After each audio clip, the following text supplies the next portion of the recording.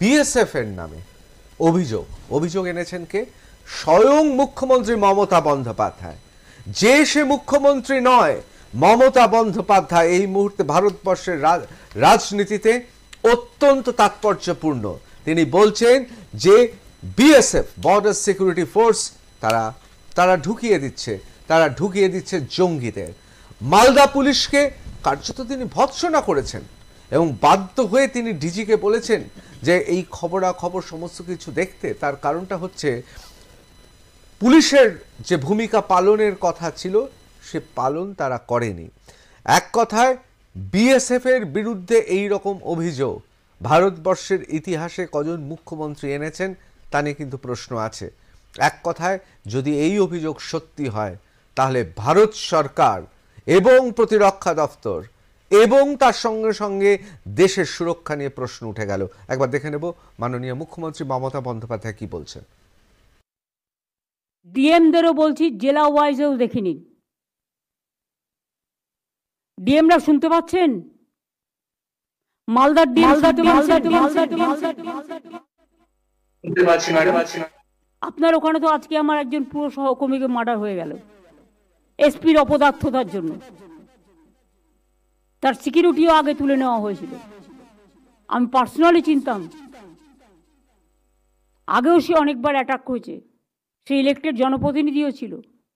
এটা খুব দুর্ভাগ্য আমাদের।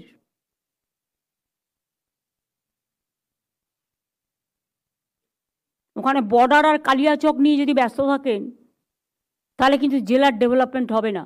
Please forget that. ওখানে প্রোটেকশন করুন। আর বিএসএফ এর সাথে অ্যাডজাস্ট করে অনুপ্রবেশকারীদের ঢোকাচ্ছেন আপনারা, কেউ প্রতিবাদ করছেন না।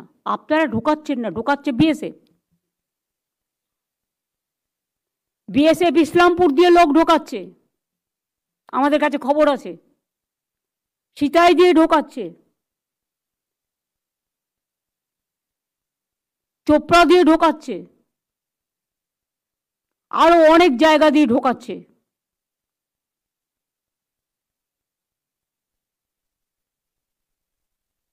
বিএসএফ মেয়েদের উপর অত্যাচার করছে,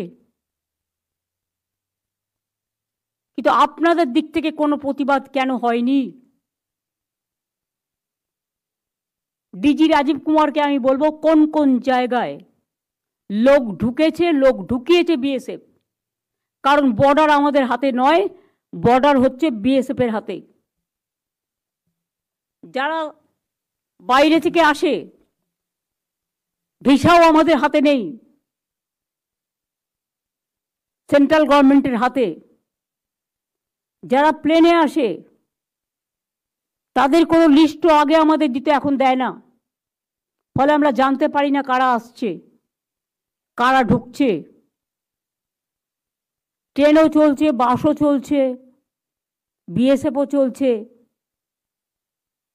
আর বাংলাকে যদি মনে করে কেউ অনুপ্রবেশকারীদের ঢুকিয়ে আর তৃণমূল কংগ্রেসকে বদনাম করব, এটা তৃণমূল কংগ্রেস করছেন না। তৃণমূল কংগ্রেসের করার অধিকার নেই এবং সাধ্যও নেই।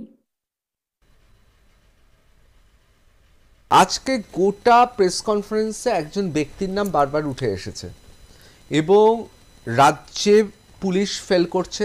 এসপিকে তো এক কথায় মমতা বন্দ্যোপাধ্যায় মুখ্যমন্ত্রী হিসেবে দুষলেন, অন্যদিকে বিএসএফ তার বিরুদ্ধেও বিষোদ্গার করলেন। কিন্তু গোটা প্রশাসনের ভার একজনের কাঁধে দিয়ে দিলেন। তার নাম আমরা সবাই জানি, রাজ্যের ডিজি একাধারে এবং তথ্য প্রযুক্তির দায়িত্বেও রয়েছেন। অর্থাৎ একই সঙ্গে তিনি আইএএস এবং আইপিএস অফিসারের কাজ করছেন। অত্যন্ত পড়াশোনায় দক্ষ তুখোর পুলিশ অফিসার ছিলেন, এ বিষয়ে কারোর কোনো সন্দেহ নেই। আজকে বোধহয় আরও তার কাঁধে আরও বেশি দায়িত্ব দেওয়া হলো। দেশের সুরক্ষার দায়িত্ব এখন তার হাতে, বিশেষ করে যেখানে বিএসএফ এর বিরুদ্ধে এই মারাত্মক অভিযোগ আছে যে তারা জঙ্গি ঢোকাচ্ছে।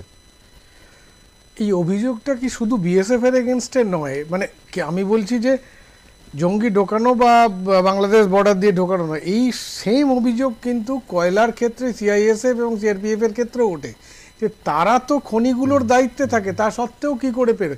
তো তুমি যেটা বলছো যে আমাদের মাননীয় স্বরাষ্ট্রমন্ত্রী, মাননীয় ডিফেন্স মিনিস্টার, তারা যদি চোখ বুজে থাকেন বা কোনো রকম পদক্ষেপ না নেন, তাহলে এইগুলো, হ্যাঁ পুরোটা তাদের দোষ দিয়ে লাভ নেই, আমি যদি কিছুটা হলেও তাদের দোষ দিই, তারা তো একটা জায়গাতে বন্ধ করতে পারে, সেটাও করছে না। এখন এই যে তোমার যে সেটিং থিওরি আছে এর মধ্যে, এটা কিন্তু একদম সর্বসমক্ষে এটা ক্রমাগত আরও বেশি প্রস্ফুটিত হচ্ছে।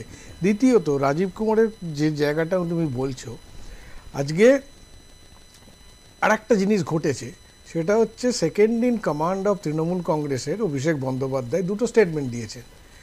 একটা হচ্ছে দলীয় স্তরে পরিবর্তন হবেই, 2 নম্বর হচ্ছে কুণাল ঘোষ যে বক্তব্যটি বলেছে সেটা দলীয় বক্তব্য নয়, শিল্পীদের যারা আরজি করে নেমেছিল তাদের নিয়ে যাওয়া, কোথাও অনুষ্ঠান করতে না নিয়ে যেতে, কিন্তু উনি বলেছেন না, এটা আমি মানি না।